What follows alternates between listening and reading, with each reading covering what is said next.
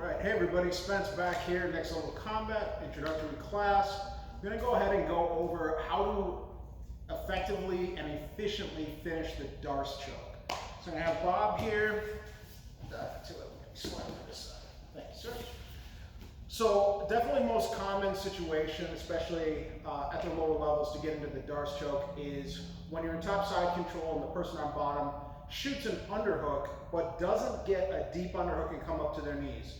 So if I'm here and Bob's shooting the underhook, I'm immediately going to start looking to pass my hand from his armpit to the far side of his neck. And I'm trying to put the knuckle of my thumb, the base knuckle, against the back of his neck. If you're ever having trouble reaching far enough, whether it's because they're thick through the chest, you have shorter arms, or just simply the angle, keep in mind that the more that you turn your ear and face the direction you're trying to reach, the easier it's going to be to reach that last couple inches.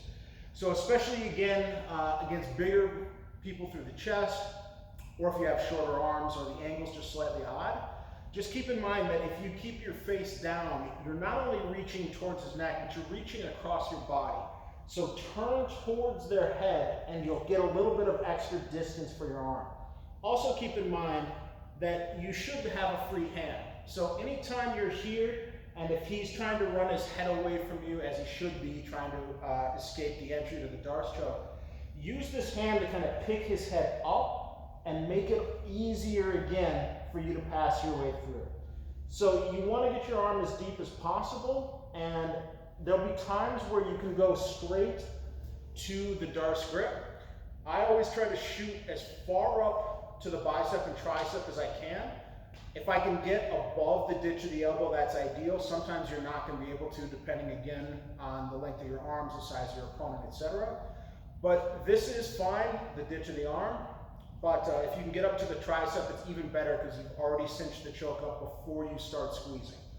So again, my hand's passing from his armpit. I'm turning towards his head, putting my ear all the way to his ribs.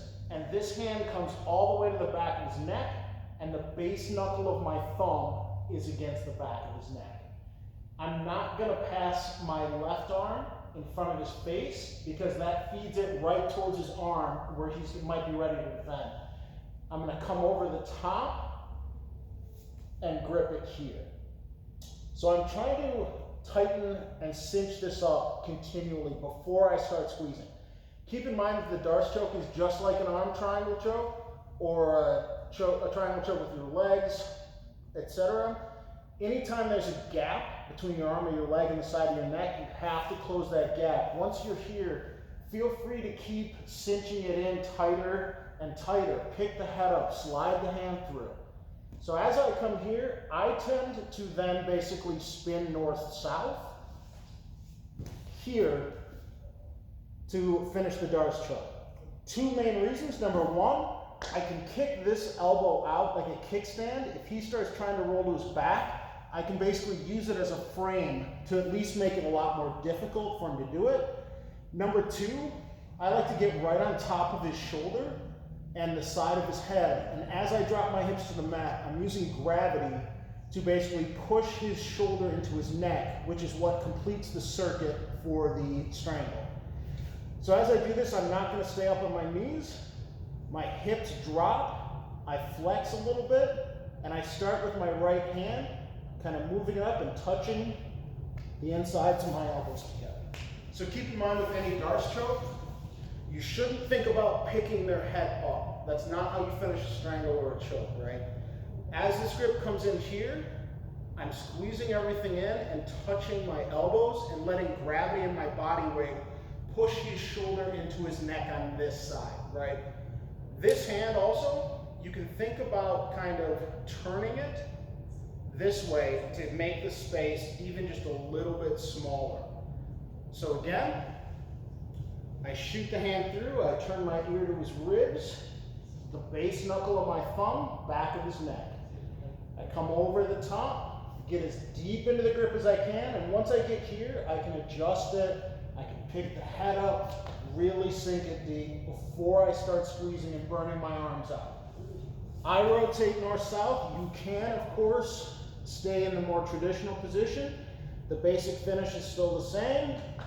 Squeeze and touch the insides of your elbows. I like to spin north-south. I sprawl straight here and finish. Stole that from Einstein out of the 10th Planet Hollywood, who's a fantastic instructor if you ever get the chance.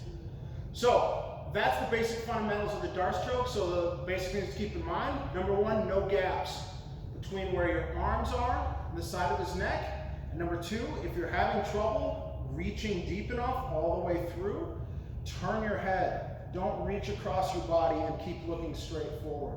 Get it through, connect your hands. You can also always try to fold his head. If he tries to run his head way far away from you and you can't get to the full grip, come here with a gable grip, like a paper cutter, and fold his head back underneath, and now shoot your arm deep through. So finally, to finish, just keep in mind you're not pulling up, right? You're not pulling his head off the mat. You are trying to finish this as a strangle, not a neck crank, okay? Think about pulling everything in, touching the insides of your elbows, flexing just a little bit. So that's the Darce, the introduction to it. Thanks very much. See you guys soon.